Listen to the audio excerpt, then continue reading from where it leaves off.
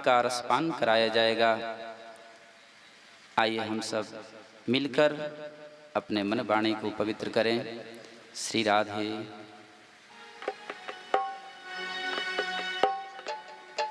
जय राधे राधे राधे, जय जय जय श्री राधे। जय राधे राधे राधे, जय जय जय श्री राधे। जय हो, सभी गाइए। जय राधे राधे राधे, जय जय जय श्री राधे। जय राधे जय राधे राधे राधे, बरसाने वाली राधे। राधे जय राधे राधे राधे, बरसाने वाली राधे। जय राधे राधे राधे, जय जय जय श्री राधे।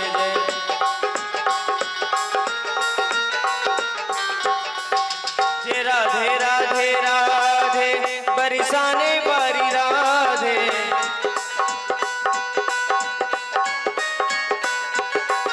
जय राधे राधे राधे, जय जय जय श्री राधे। जय राधे राधे राधे, जय जय जय श्री राधे।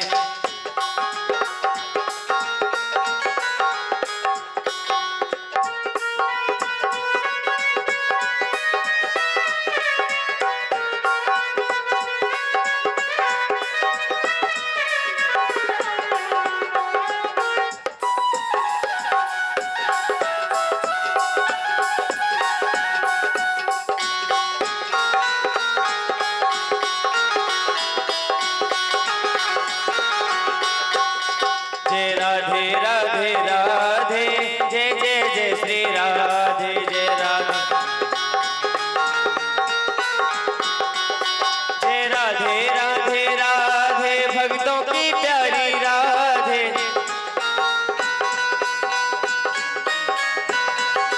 जय राधे राधे राधे, भक्तों की प्यारी राधे।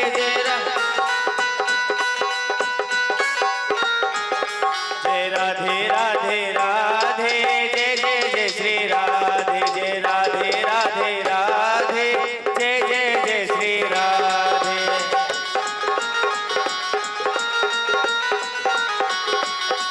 जय राधे राधे राधे, जय जय जय श्री राधे।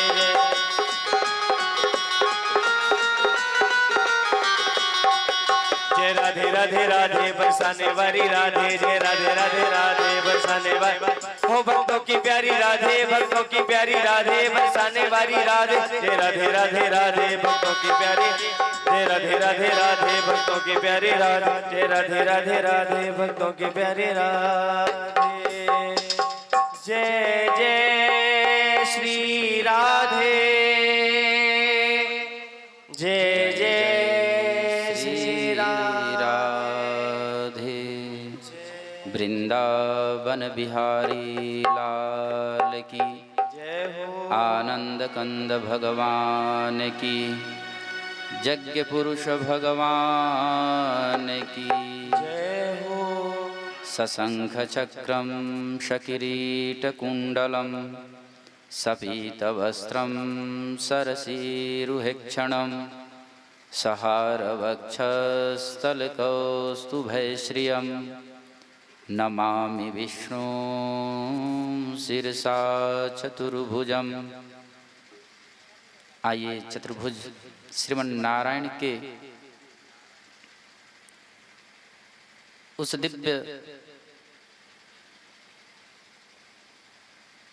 स्वरूप का दर्शन करते हुए, चिंतन करते हुए, अपने अंतःकरण में उनको स्थापित करते हुए, उनके जुगल पाद कमलों में हम सब निष्ठा के साथ अपने मन चित्त को समर्पित करते हुए कथा में प्रवेश करेंगे। भक्तवत्सल भगवान की बिनु सत्संग विवेक न होई बिनु सतसंग, विवेक न होई बिनु सत्संग, विवेक न होई बिनु सतसंग, विवेक न होई बिनु सत्संग, विवेक न होई। राम कृपा बिनु सुलभ न सोई, राम कृपा बिन सुलभ न सोई, राम कृपा बिन सुलभ न सोई।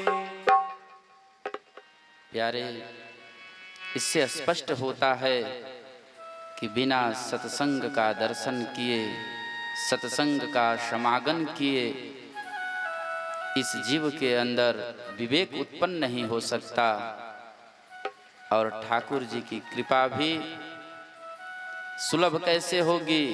तो सत्संग के माध्यम से। और हमारे ऊपर जब सत्संग का रंग लग जाता है, चढ़ जाता है, तो परमात्मा की पूरी कृपा उस जीव के ऊपर हो जाती है।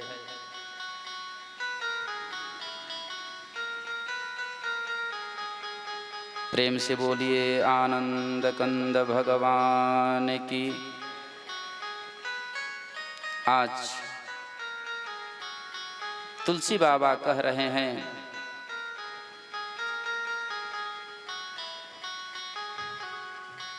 कि कलुषित व्यक्ति भी संतों के संग में रहना प्रारंभ कर दे, वह भी सुधर जाता है। जिस प्रकार पारस मणि को लोहे से स्पर्श कराने मात्र से लोहा भी सुवर्ण बन जाता है,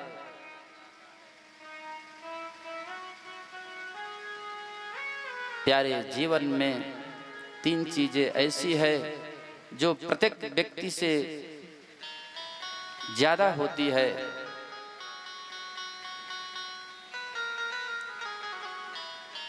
हर व्यक्ति के अंदर में सबसे अधिक पाया जाता है। हमारा शास्त्र भी कहता है कि ममता किसी से मत करो, प्रेम सभी से करो। प्रेम सबसे करना चाहिए, ममता नहीं करना चाहिए। सज्जनों, ममता अपने बंधन में बांधती है और प्रेम परमात्मा की प्राप्ति करवाता है।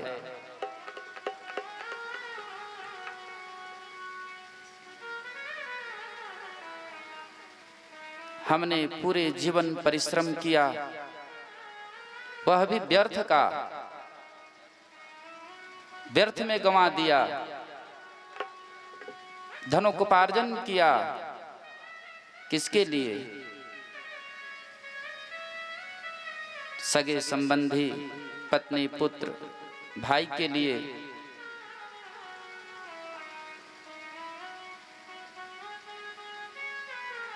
हमारे पास धन कितना हो भी हो जाए, पुत्र हो जाए, स्त्री हो जाए, लेकिन जीवन में इन सबों के आने के बाद भी वास्तविक आनंद की अनुभूति नहीं मिल पाती है। वास्तविक आनंद को अंतःकरण में जागृत करने के लिए सत्संग की जरूरत है और परमात्मा से मिलने का भी सबसे सुगम मार्ग सत्संग ही है। आचार्य सुखदेव जी कहते हैं कि स्वर्ग, मुक्ति और वैकुंठ सारे सुख सत्संग के सामने फीका पड़ जाते हैं, क्योंकि सत्संग ही सर्वोत्तम धर्म है। तात स्वर्ग अपवर्ग सुख धैर्य तुलाय कयंग। प्रत्यक्ष प्रमाण ध्रुव जी हैं कि सत्संग की महिमा कितनी महान है।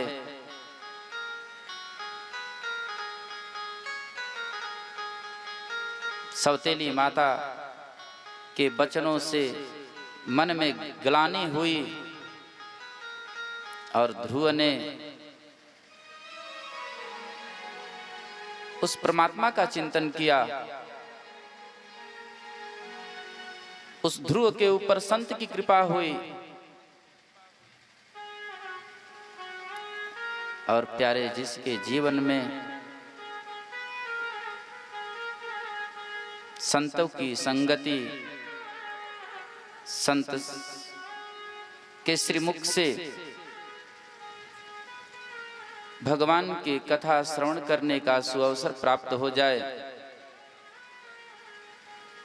आज इस बात से अवगत श्री सुखदेव जी महाराज राजा परीक्षित को करा रहे हैं कि हे राजन, आप स्मरण करिए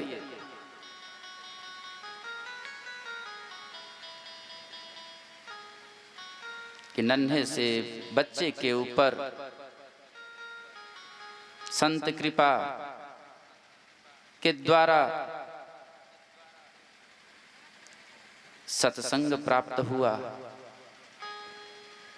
और सत्संग के माध्यम से, संत कृपा के माध्यम से उन्होंने भगवान को प्रकट किया। कितनी बड़ी बात है। आचार्य सुखदेव जी कहते हैं कि हे राजन, हे परीक्षित, ध्रुव जी के पुत्र उत्कल थे। उत्कल महाराज के वंश में अंग हुए और अंग महाराज के पुत्र बेन कहलाए। मैं एक और बात बता दूं,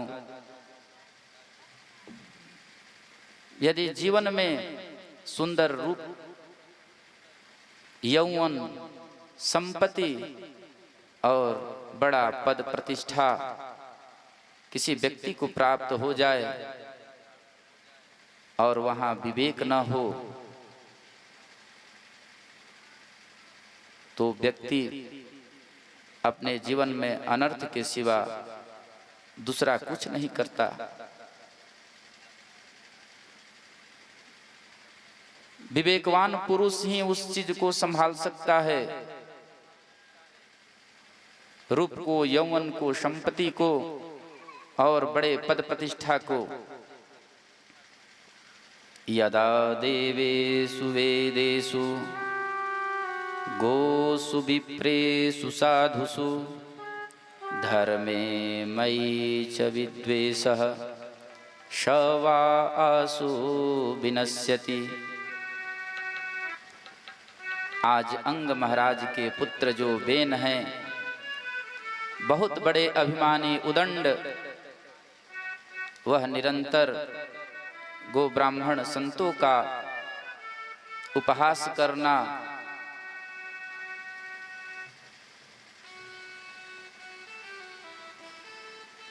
आज श्री सुखदेव भगवान परीक्षित जी को यही बता रहे हैं कि हे राजन, जो वेदों के प्रति, गौ ब्राह्मण के प्रति जिनके मन में द्वेष उत्पन्न होता है, वह व्यक्ति शीघ्र ही नष्ट हो जाता है।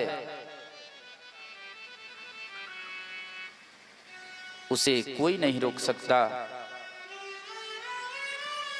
जो प्रत्यक्ष का प्रमाण क्या कहें, बेन महाराज ने संतों के द्वारा अनेक बार समझाए गए, पर भी समझने का प्रयास नहीं किए।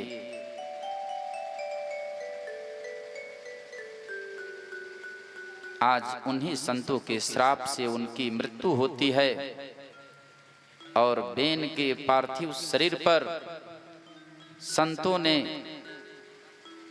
मंत्र शक्ति के माध्यम से परमात्मा को प्रकट किए, जिनका नाम है पृथु।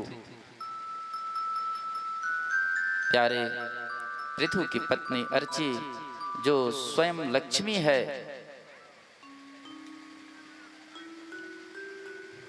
आप ध्यान देंगे कि पृथु महाराज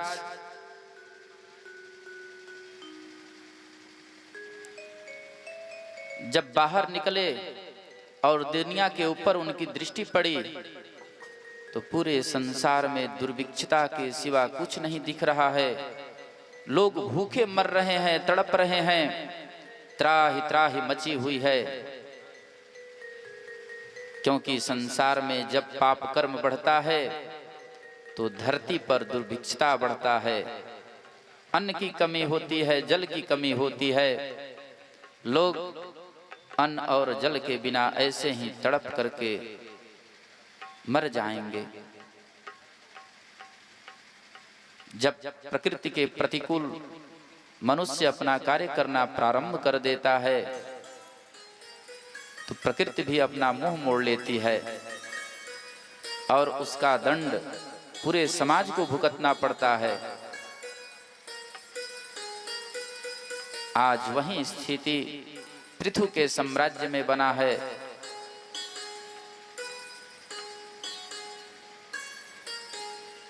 पृथु के पिता ने जो पाप कर्म किया,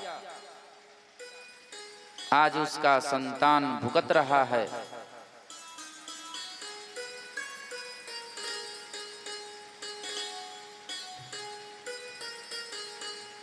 प्रकृति भी बिल्कुल प्रतिकूल हो चुकी है। जमीन में अन्न डालने के बाद भी अन्न नहीं उपजते। इन सब स्थिति को देख करके आज पृथु के मन में पृथ्वी के प्रति क्रोध जागृत हुआ और पृथु ने पृथ्वी को मारने के लिए जैसे दौड़ लगाए, महाराज पृथ्वी माता तुरंत ही गौ का रूप धारण कर ली। शास्त्र कहता है कि अवध्या को, गाय को नहीं मारना चाहिए। आज वही गौ माता जो पृथ्वी अपना गौ स्वरूप बनाई हुई है, वही कह रही है कि हे राजन, शास्त्र कहता है कि गाय को मत मारो, गाय तो अवध्या है, गाय तो सबके लिए वंदनीय है, पूजनीय है।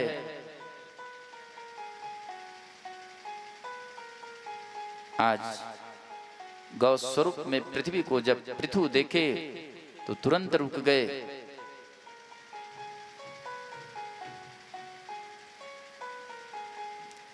और पृथ्वी माता कहने लगी कि हे राजन, सारी प्रजा जो आज भुगत रही है उसका मूल कारण क्या है?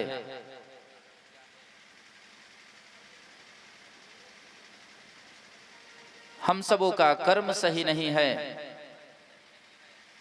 और जब सत्कर्म करेंगे तब तो उत्तम फल की प्राप्ति होगी।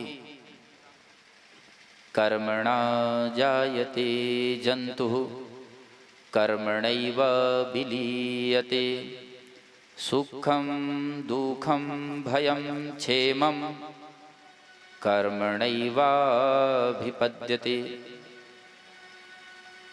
जीव का जन्म कर्म से होता है, मृत्यु भी कर्म से होती है, सुख दुख भी कर्म से प्राप्त होता है।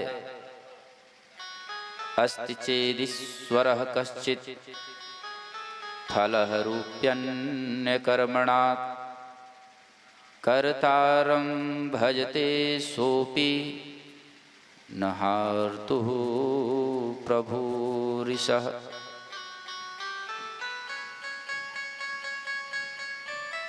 यदि हम अपने जीवन में सत्कर्म करने का संकल्प ले लें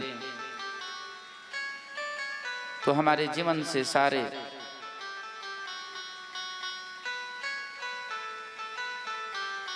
दुख दारिद्र्य का शमन हो जाएगा। क्योंकि जीव सात्विक कर्म करना प्रारंभ कर दे, अपने विचार को सात्विक बना ले और संतों की संगति करना प्रारंभ कर दे, सत्संग में जाना प्रारंभ कर दे। ना भोक्तम क्षीयते कर्मम जन्म कोटि शतैरपि, अश्वमेव भोक्तव्यम कृतं कर्म शुभाशुभम। हम जैसा कर्म करेंगे, आज यदि हमने सत्कर्म किया है, कोई पुनीत कार्य किया है, तो उसका फल तुरंत उत्तम फल की प्राप्ति होगी।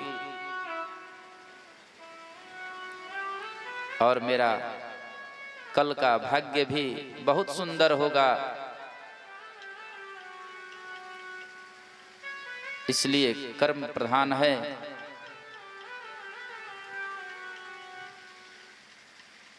जो व्यक्ति सत्कर्म में रत है, उसके जीवन में कभी कोई किसी प्रकार की आपत्ति विपत्ति, शोक संताप, सारे चीजों का शमन ठाकुर जी स्वतः कर देते हैं। परमात्मा भी उसी की सहायता करते हैं। जो व्यक्ति अपनी सहायता स्वयं करना चाहता है, जो व्यक्ति अपनी सहायता स्वयं नहीं करना चाहता है, उसकी सहायता परमात्मा भी नहीं करते हैं। इसीलिए पृथ्वी ने पृथु महाराज से कहा कि हे राजन, आप अपनी प्रजा से उत्तम कर्म करने का उपदेश प्रदान करें। कर्मोपदेश करने से प्रजा खुशहाल बन जाएगी। आपके साम्राज्य में यदि प्रजा के माध्यम से सात्विक कार्य, धार्मिक पूजा अनुष्ठान प्रारंभ हो जाए, तो मैं सच कहती हूँ कि आपके साम्राज्य से दुर्भिक्षता नष्ट हो जाएगी, सारी प्रजा खुशहाल हो जाएगी, अन्न धन की वृद्धि होने लगेगी।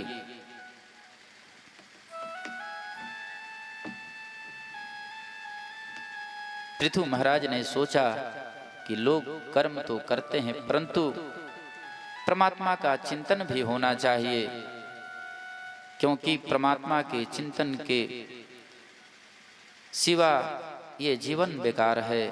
जिनके जिह्वा पर हरनिश उस गोविंद का, उस श्रीमन नारायण का स्मरण बने रहता है,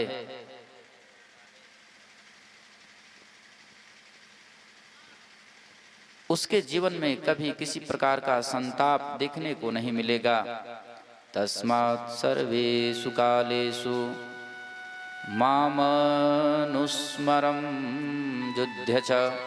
प्रत्येक काल में परमात्मा का स्मरण करें, उत्तम कर्म करें।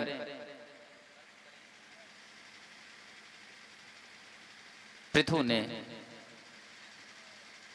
अपने जीवन में यज्ञ करने का संकल्प लिया। आज पृथु महाराज के मन में यज्ञ करने की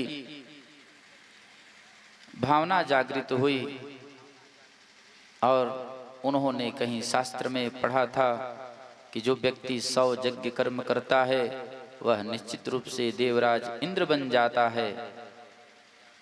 ऐसा पृथु के मन में संकल्प जगा।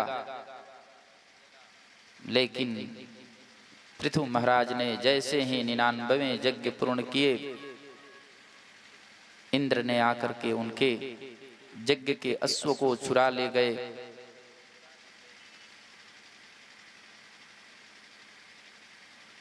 उनके यज्ञ में भगवान स्वयं प्रकट हुए और भगवान बहुत प्रसन्न मुद्रा में हैं और कहे कि हे पृथु, हे राजन, मैं आपसे बहुत प्रसन्न हूं, आप वर मांगो। न कामयी न तदप्यक्वचिन् यत्र योश्चारणाम्बुजासवः।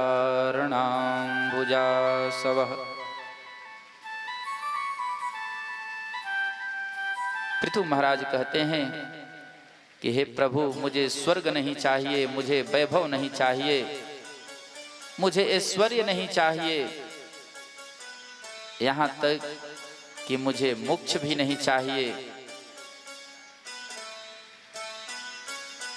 हमने महापुरुषों के श्रीमुख से सुना है कि आपकी कथामृत का जो पान कर लेता है, अब उससे बड़ी चीज क्या हो सकती है। वह अमरत्व प्राप्त कर लेता है। हे प्रभु, यदि आपको देना ही है तो हमें वह शक्ति दीजिए कि मैं अपने कानों से आपके उस कथामृत का पान कर सकूं।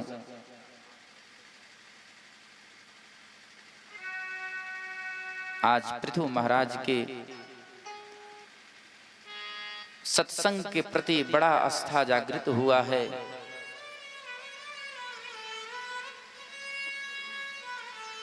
सत्संग के माध्यम से आज ठाकुर जी ने उन्हें दिव्य शक्ति का वर प्रदान किया है और इंद्र ने अपनी पुत्री का विवाह पृथु महाराज से कर दिया और उन्होंने बड़ा सुंदर विद्या श्रवण कराई, सिखाई, जिस विद्या का नाम अंतर्ध्यान है। उस अंतर्ध्यान विद्या से महाराज पृथु के पुत्र को अपार हर्ष हुआ, खुशी हुआ, आनंद में गदगद हो रहे हैं, जिसके कारण आज उनके पुत्र का भी नाम अंतर्ध्यान पड़ गया।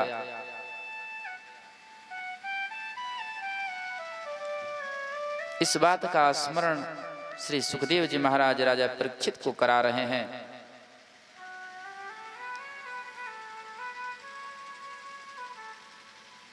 कि महात्मा पृथु के पुत्र का नाम अंतर्ध्यान और अंतर्ध्यान के पुत्र हुए हविर्धान, हविर्धान के पुत्र हुए प्राचीन बरहे। बड़ा ही सुंदर प्रसंग है। हविर्धान के जो पुत्र प्राचीन बरही हैं, प्राचीन बरही ने अपने जीवन में अनेक यज्ञ किए, यहां तक कि पूरी धरती को कुशा के यज्ञशाला से ढक दिया। लेकिन शास्त्र कहता है कि हम कोई भी देव कार्य करें, पुनीत कार्य करें तो शास्त्र संबत के अनुसार करना चाहिए, शास्त्र के विरुद्ध नहीं करना चाहिए। आज प्राचीन बरही ने भी बहुत बड़ी भूल कर बैठी। इतना बड़ा भूल किए,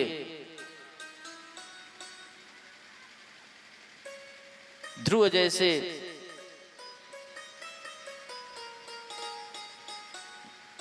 महात्मा के घर में, ध्रुव के वंश में उत्पन्न होकर के भी उन्होंने इतना बड़ा भूल किया। यज्ञ पर यज्ञ करते गए, हर यज्ञ में जीवों की बलि अर्पण करते गए। महाराज प्राचीन बरही ने अपने संपूर्ण यज्ञों में जीवों की बलि अर्पित करते गए।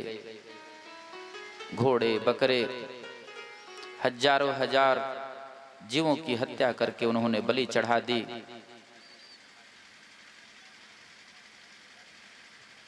श्रूयतां धर्म सर्वस्वं श्रुत्वा चैवार्धयातमाम् आत्मनः प्रतिकूलानि परेषां न समाचरेत्।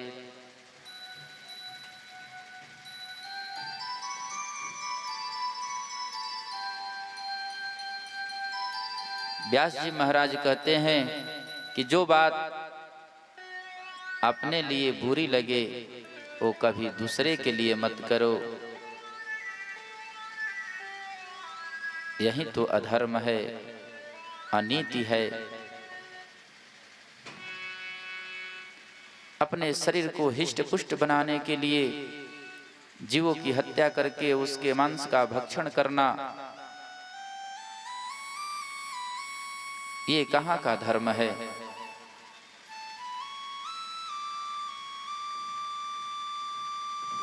अपने कार्य के लिए दूसरे को पीड़ा देना, ये तो सबसे बड़ा पाप है। आज इस बात से श्री सुखदेव जी महाराज परीक्षित को अवगत करा रहे हैं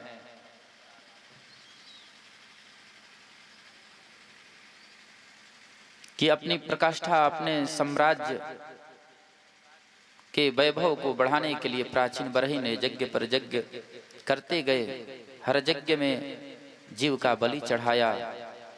ये कहाँ का धर्म है?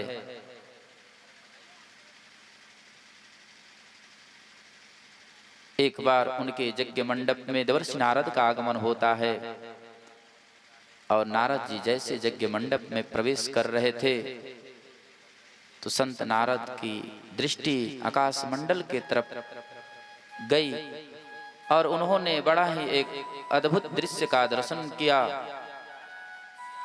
उस यज्ञ मंडप के ऊपर में हजारों हजार घोड़े बकरे त्राहि त्राहि कर रहे हैं।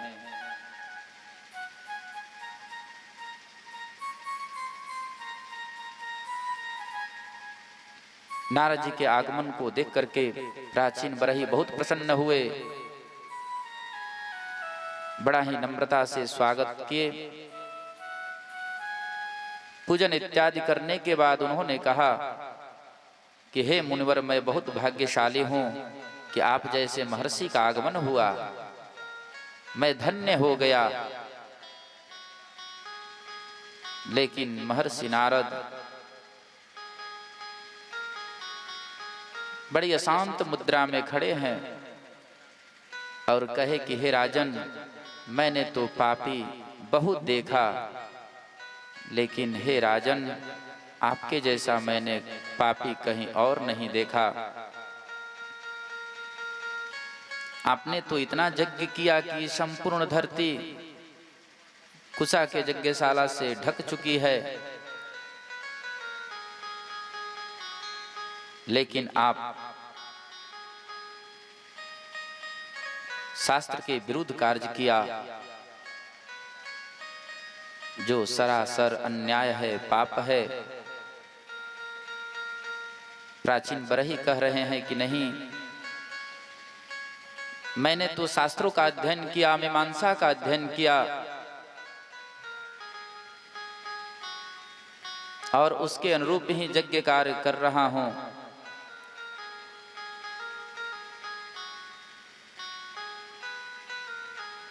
क्योंकि जब मीमांसा का अध्ययन कर रहा था तो उसमें हमें एक पंक्ति प्राप्त हुई जिसमें स्पष्ट दर्शाया गया था,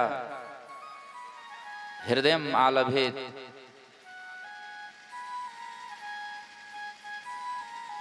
तो आलभेत का अर्थ काटना समझ बैठा और उसी के अनुरूप अभी तक मैं यज्ञ करते आया। आप स्पष्ट रूप से बताइए, हमने किस प्रकार का अपराध किया है, कैसा पाप किया है? तो महर्षि नारद ने बड़ा ही सुंदर जवाब दिया कि हे राजन,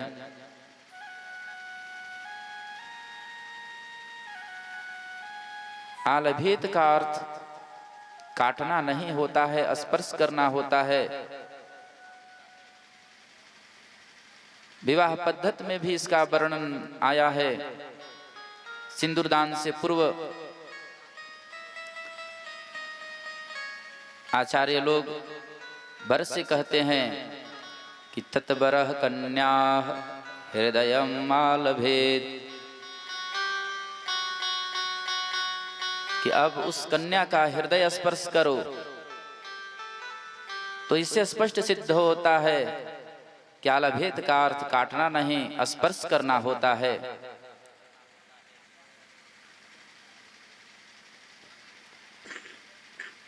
कभी जीव का बलि अर्पण नहीं करना चाहिए,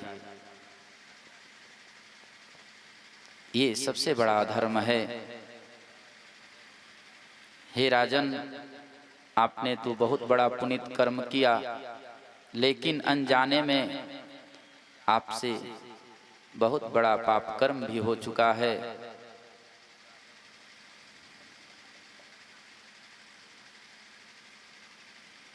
आज वेद के विरुद्ध, शास्त्र के विरुद्ध यदि हम चलेंगे, कार्य करेंगे, तो हमें भी नरक की यातना करनी पड़ेगी। पुनरपि जननम पुनरपि मरणम पुनरपि जननी जठरे शयनम।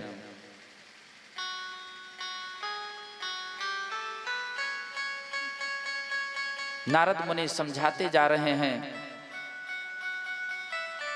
लेकिन प्राचीन बरही समझे नहीं। उन्होंने बड़ा ही एक सुंदर उपाख्यान श्रवण कराया, जिसका नाम है पुरंजन आख्यान।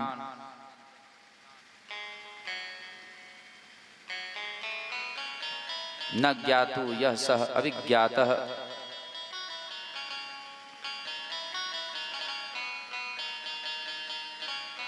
देखिए, हम सब कभी वृद्ध बनना नहीं चाहते,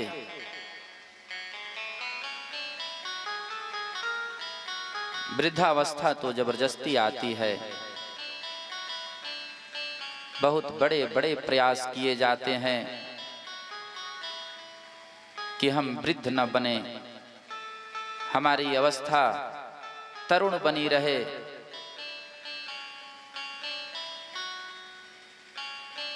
लेकिन भगवान के सामने किसका चलने वाला है?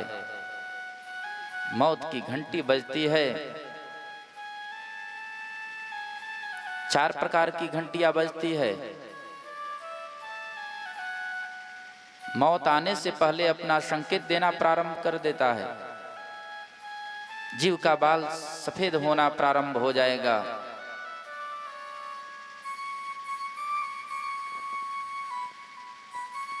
पर भी हम उसे स्वीकारते नहीं हैं। कहते हैं कि इसका भी मेरे पास व्यवस्था है। सफेद बाल को काला कर लेते हैं और कहते कि मैं तो जुआ हूं।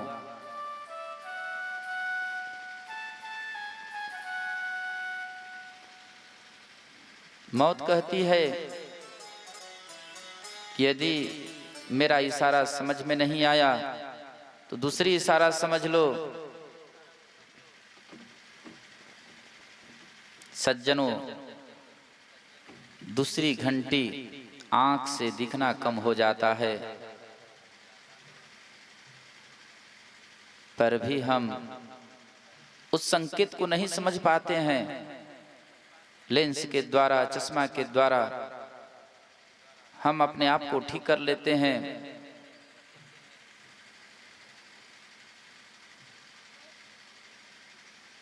और मृत्यु की जब तीसरी घंटी बजती है तो जीव के दांत टूट जाते हैं, पर भी वह जीव हार नहीं मान रहा है।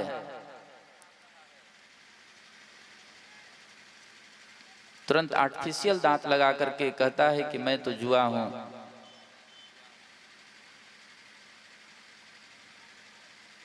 मृत्यु की चौथी घंटी बजती है तो प्यारे जीव का शरीर अनेक जगह से टेढ़ा हो जाता है, पर भी वह हार मानने वाला नहीं है। अंत में 5वीं घंटी बजी, सो जीव चला जाता है।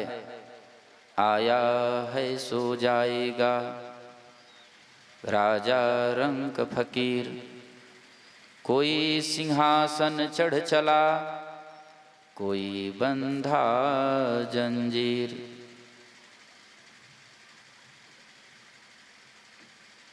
क्योंकि यह शरीर वज्र का नहीं है, यह नश्वर शरीर पंचभौतिक शरीर है। 5 तत्वों से निर्मित यह शरीर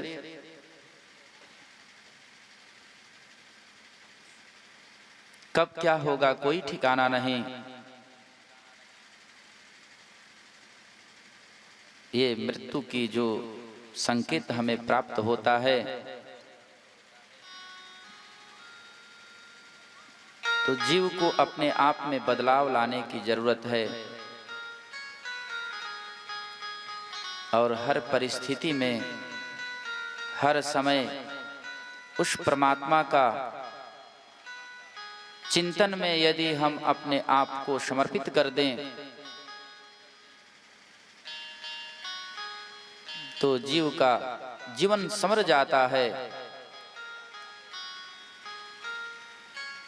आज नारद जी वहीं प्राचीन बरही को बता रहे हैं कि हे राजन, आपकी जो परिस्थिति पुरंजन की बनी हुई है,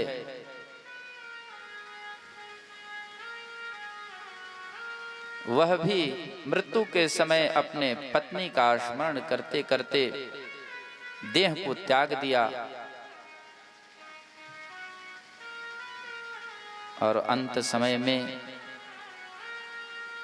आप जिसका स्मरण करोगे अगले जन्म में भी वही स्वरूप, वही योनि प्राप्त होता है। आज उस पुरंजन को स्त्री बनना पड़ा।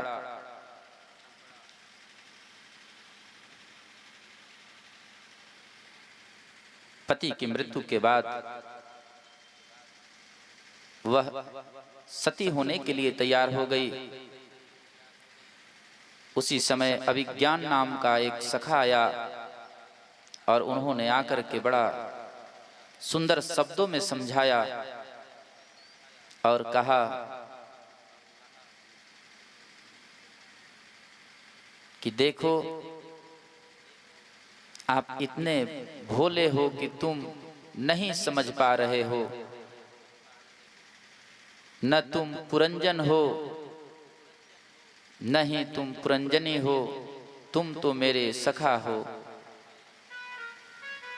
ईश्वर अंश जीवय विनाशी,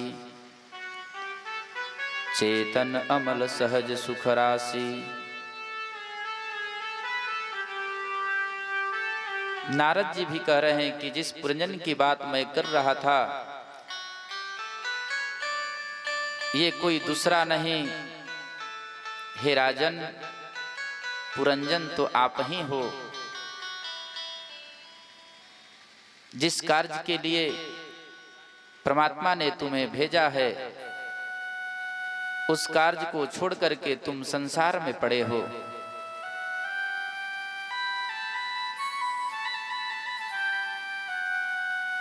अपने शरीर के लिए तुम इतना बड़ा अत्याचार, पापाचार कर लेते हो, जीवों की हत्या कर लेते हो। प्रत्येक परिस्थिति में यदि तुम परमात्मा का स्मरण किया होता तो तुम्हारी यह स्थिति नहीं होती। परमात्मा ने जो शरीर दिया है विषय भोग के लिए नहीं, यह तो चिंतन करने के लिए दिया है। हम सब इतने दिव्य शरीर को बेकार में गुजार देते हैं, कितनी बड़ी नासमझी है। हमें तो प्रत्येक स्थिति में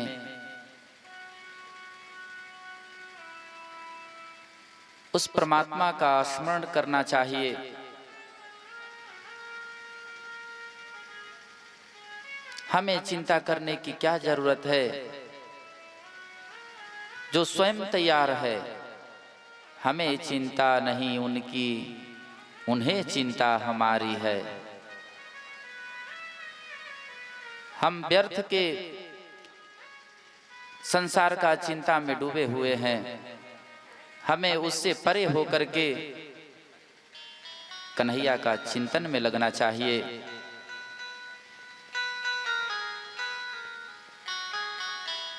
नारद मुनि ने बड़ा ही सुंदर ढंग से प्राचीन बरही को उपदेश प्रदान किया और चले गए। आचार्य सुखदेव जी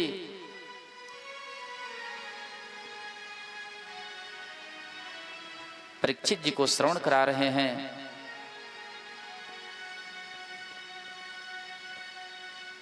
और मैत्रेय मुनि के द्वारा इन संपूर्ण प्रसंगों को आज विदुर जी श्रवण कर रहे हैं और विदुर जी परमानंद की अनुभूति भी कर रहे हैं।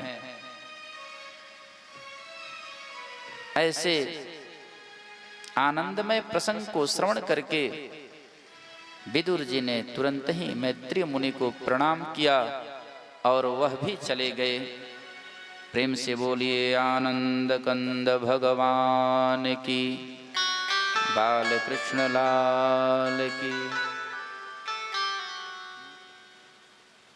आपका भी समय हो गया, आइए अब लीला का भी समय हो चुका है, तो हम सब कथा का विश्राम भगवान के नाम का आश्रय लेते हुए करेंगे, क्योंकि जीवन का यही सार है। आइए आनंद के साथ ताली की सेवा देते हुए श्री कृष्ण गोविंद हरे मुरारे, हे नाथ नारायण वासुदेव। श्री कृष्ण गोविंद हरे मुरारे, हे नाथ नारायण वासुदेवा। श्री कृष्ण गोविंद हरे मुरारे, हे नाथ नारायण वासुदेवा। श्री कृष्ण गोविंद हरे मुरारे, हे नाथ नारायण वासु, हे नाथ नारायण वासुदेवा, हे नाथ नारायण वासुदेवा।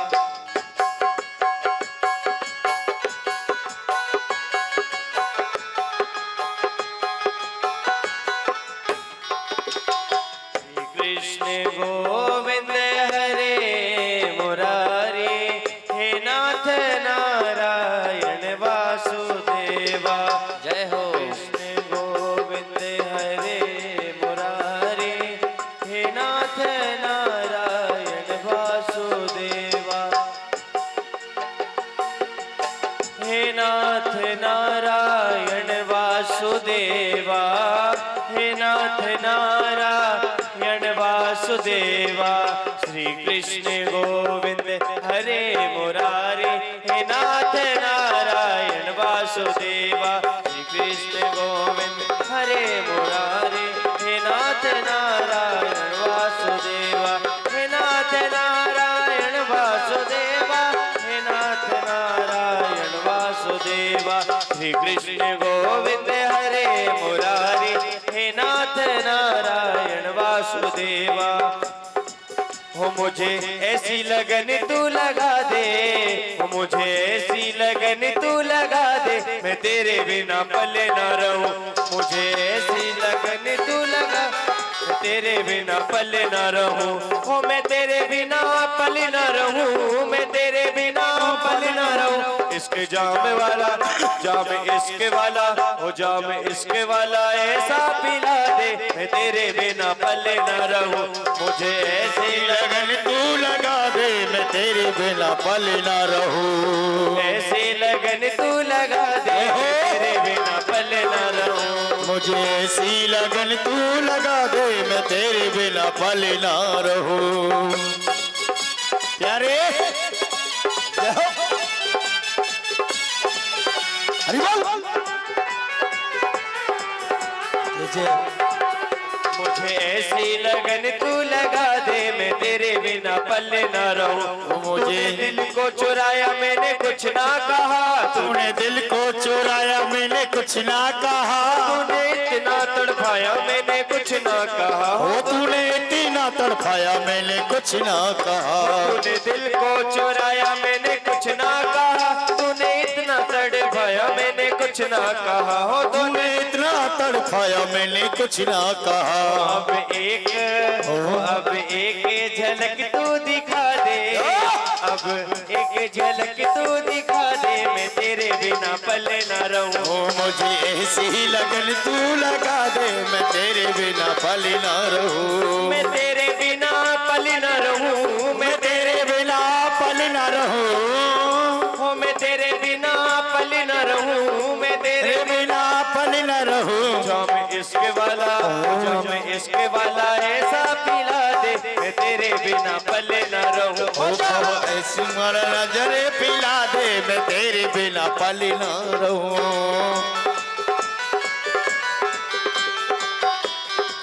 ओ भक्ति भक्ति ओ भक्ति गुरु चरणन की लगा दे, मैं तेरे बिना पल ना रहूं। भक्ति गुरु चरणन की लगा दे, मैं तेरे बिना पल ना रहूं। मैं तेरे बिना पल न रहूं, मैं तेरे बिना पल ना रहूं। जाम वाला, जाम इश्क वाला, ओ जाम नजरों का ऐसा पिला दे, मैं तेरे बिना पल न रहूं। इसी जाम वाला नजर पिला दे, मैं तेरे बिना पल ना रहूं। जैसे जल बिन मछली पल ना जिए, जैसे जल बिन मछली पल ना जिए। ऐसे तड़पूं मैं गुरुवर तेरे लिए। ओ जैसे तड़फूं मैं गुरुवर तेरे लिए। ओ जैसे जल बिन मछली पल ना जिए, जैसे जल बिन मछली पल ना जिए। ऐसे तड़पूं मैं गुरुवर तेरे लिए। ओ जैसे तड़फूं मैं गुरुवर तेरे लिए। नशा प्रेम वाला, हो नशा भक्ति का, हो नशा कृष्ण नाम का, हो राधा भक्ति का ऐसा पिला दे, मैं तेरे बिना पल न रहूं। लाला जी के पिला दे, मैं तेरे बिना पल ना रहूं। मैं इसके वाला ऐसा पिला दे, मैं तेरे बिना पल न रहूं। जम इक्स वाला ऐसा पिला दे, मैं तेरे बिना पल ना रहूं। प्यारे जय हो। जाम इसके वाला ऐसा पिला दे, मैं तेरे बिना पल न रहूं। ओ जम इक्स वाला ऐसा पिला दे, मैं तेरे बिना पल ना रहूं। ओ जय गुरुदेव, जय गुरुदेव, जय गुरुदेव, जय गुरुदेव, जय गुरुदेव जय गुरुदेव जय गुरुदेव जय गुरुदेव। इसके वाला सब चरणों का, वो मुझे अपने चरणों में बसा ले, मैं तेरे बिना पल न रहूं। ओ मुझे अपने चरणों में बसा ले, मैं तेरे बिना पल ना रहूं। मुझे अपने चरणों में बसा ले, मैं तेरे बिना पल न रहूं। ओ मुझे अपने चरणों में बसा लो, मैं तेरे बिना पल ना रहूं। मैं तेरे बिना पल न रहूं। मैं तेरे बिना पल ना रहूं। तेरे बिना पल न रहूं। मैं तेरे बिना पल ना रहूं। मुझे निज चरणों में बसा ले, मुझे गुरु चरणों में बसा ले, मैं तेरे बिना पल न रहूं। मुझे गुरु चरणों में बसा दे, तेरे बिना पल ना रहूं। मैं तेरे बिना पल न रहूं। ओ मैं तेरे बिना पल ना रहूं। तेरे बिना पल ना रहूं। तेरे बिना पल ना रहूं। ये गिरधर तेरी आरती गाऊं, आरती गाऊं प्यारे तेरा गुण गाऊं। हे गिरिधर तेरी आरती गाऊं, आरती गाऊं प्यारे तेरे गुण गाऊं। ओ मोरे मुकुट तेरे शीश पे सोहे, मुकुट तेरे शीश पे सोहे। प्यारी मुरलिया मेरा मन मोहे। है प्यारी मुरलिया मेरा मन मोहे। ओ या मुरली पे मैं तो बल्ले बल्ले जाऊं। या मुरली पे मैं तो बल्ले बल्ले जाऊं। रमन बिहारी तेरी आरती गाऊं। हे रमण बिहारी तेरी आरती गाऊं। हे गुरुवर तेरी आरती गाऊं। हे गुरुवर तेरी आरती गाऊं। ओ आरती गाऊं गुरु आपको रिझाऊं। हे आरती गाऊं गुरु आपको रिझाऊं। आपको रिझाऊं गुरु आपको रिझाऊं। हे आपको रिझाऊं गुरु आपको रिझाऊं। हे गिरधर तेरी आरती गाऊं। हे गिरिधर तेरी आरती गाऊं। चरणों से निकली है गंगा प्यारी, हे चरणों से किसी है गंगा प्यारे। इसने सारी दुनिया तारी। हे चरण तारी दुनिया सारी। उन चरणों में मैं तो शीश नवाऊं। उन चरणों में मैं तो शीश नवाऊं। हे गुरुवर गुरुवर तेरी आरती गाऊं। ओ हे गुरुवर तेरी आरती गाऊं। कमल नयन घन श्याम पिया रे, कमल नयन घन श्याम पिया रे, नैनन में बस जाओ हमारे, हे नैनन में बस जाओ हमारे। गुरु कृपा पे मैं तो भले भले जाऊं, हे गुरु के पापे में तो बले बले जाऊं। गुरु कृपा पे मैं तो भले भले जाऊं। गुरु के पापे में तो बले बले जाऊं। रमण बिहारी तेरी आरती गाऊं। हे रमण बिहारी तेरी आरती गाऊं। आरती गाऊं प्यारे आप को रिझाऊं, हे आरती गाऊं प्यारे आपको रिझाऊं। आप को रिझाऊं गुरुवर आप को रिझाऊं। हे आपको रिझाऊं गुरुवर आपको रिझाऊं। हे गुरुवर तेरी आरती गाऊं। हे गुरुवर तेरी आरती गाऊं। व्यासदास के नाथ आप हो, हे व्यासदास के नाथ आप हो। सुख दुख जीवन प्यारे साथ आप हो, हे सुख दुख जीवन प्यारे साथ आप हो। सुख जीवन गुरुवर साथ आप हो। हे सुख दुख जीवन प्यारे साथ आप हो। गुरु कृपा पे मैं तो भले भले जाऊं, हे गुरु के पासे में तो भले भले जाऊं। हे गिरिवर तेरी आरती गाऊं। हे गुरुवर तेरी आरती गाऊं। हे गुरुवर तेरी आरती गाऊं। हे गुरुवर तेरी आरती गाऊं। हरे राम राम राम हरे हरे। ओ हरे राम राम राम हरे हरे। हरे कृष्ण कृष्ण कृष्ण हरे हरे। हरे कृष्ण कृष्ण कृष्ण हरे हरे। हरे राम राम राम हरे हरे। हरे राम राम हरे हरे। हरे राम राम हरे हरे। हरे राम राम हरे हरे। हरे कृष्ण कृष्ण हरे हरे। हरे कृष्ण कृष्ण कृष्ण हरे हरे। राम हरे राम हरे हरे। हरे राम हरे राम हरे हरे। हरे कृष्ण कृष्ण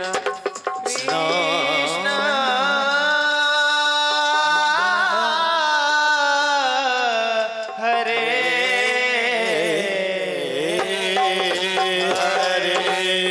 बोलिए श्री रामचंद्र भगवान की जय।